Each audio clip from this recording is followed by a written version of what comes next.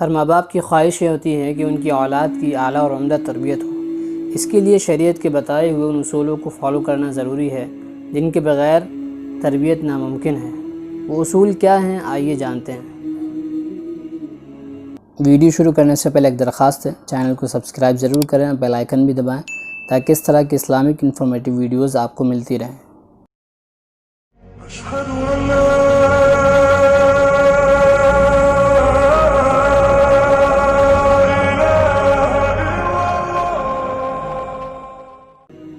تربیت کا سب سے پہلا مرحلہ جو لڑکے اور لڑکی کی شادی سے پہلے ہی شروع ہو جاتا ہے، یہ ہے کہ لڑکا اپنے نکاح کے لیے نیک لڑکی کا انتخاب کرے تاکہ اس کے بچے کو ایک اچھی گود مل سکے جو اس کی اچھی پرورش کرے، جیسا کہ پارٹ 1 کے اندر ہم نے بتایا۔ اگر وہ ویڈیو آپ نے اب تک نہیں دیکھی تو آئی بٹن پر کلک کر کے ضرور دیکھیں۔ دوسرا مرحلہ یہ ہے کہ لڑکی کے والدین جب لڑکی کا نکاح کریں تو اس کے نکاح کے لیے نیک لڑکے کا انتخاب کریں۔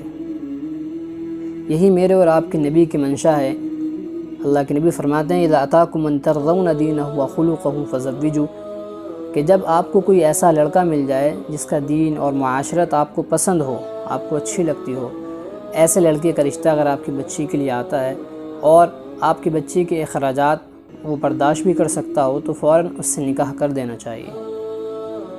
لڑکے کے انتخاب میں دین کو پورے طور پر نظر انداز کر کے مال کو پیش نظر کبھی نہیں رکھنا چاہیے۔ ایک بچی کا رشتہ آتا ہے، لڑکا بہت دیندار تھا، صوم و صلات کا پابند تھا، اس قدر مال بھی اس کے پاس تھا کہ وہ لڑکی کے اخراجات برداشت کر سکتا تھا، لیکن اسے رد کر دیا جاتا ہے، ریجیکٹ کر دیا جاتا ہے۔ پھر اسی لڑکی کا رشتہ ایک بہت امیر گھرانے سے آتا ہے، لڑکا بہت مالدار تھا، دولت کی کوئی کمی نہیں تھی، لیکن دین سے بہت دور تھا اور کچھ بری عادتیں بھی اس کے ساتھ لگی ہوئی تھی۔ اس کے باوجود بھی یہ رشتہ یہ کہہ کر منظور کر لیا جاتا ہے کہ اللہ ہدایت دینے والا ہے، آپ بسم اللہ پڑھو۔ دوستو، یہ ہمارے معاشرے کی حقیقت ہے۔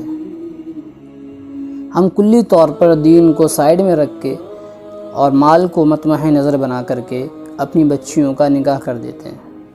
ہمیں ایسا ہرگز نہیں کرنا چاہیے میرے دوستو۔ ہمارے اسلاف میں ایسا بالکل نہیں تھا۔ سعید بن المسیب رحمۃ اللہ علیہ جو بہت بڑے تابعی ہیں اور محدث ہیں، مسجد نبوی کے اندر بیٹھے ہوئے ہیں، ہزاروں کا مجمع ان کے سامنے درس حدیث میں شامل ہوا ہے۔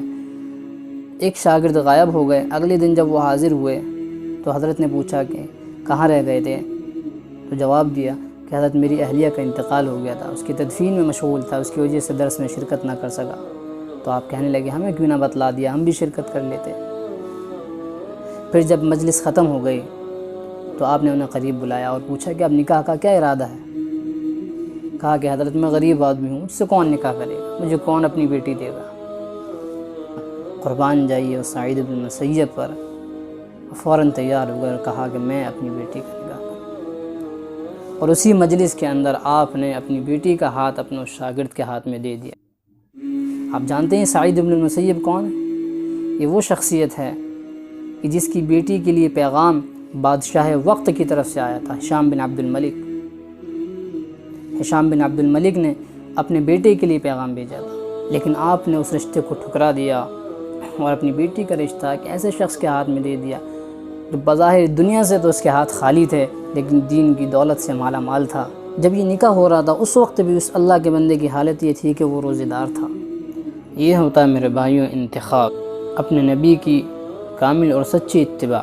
جانتے تھے کہ اللہ کے نبی نے فرمایا ہے کہ جب تمہیں کوئی ایسا رشتہ مل جائے جس کی دین اور معاشرت تمہیں پسند ہو تو پھر تاخیر نہ کرو، فوراً اپنی بچی کا نکاح اس لڑکے کے ساتھ کر دو۔ اب جب لڑکی نیک اور صالح اور لڑکا بھی متقی اور پرہیزگار تو لازمی طور پر ان سے وجود میں آنے والی نسل نیک اور دیندار ہوگی، اس لیے کہ بچے والدین کا عکس ہوتے ہیں۔ اللہ ہمیں دین کی صحیح سمجھ عطا فرمائے۔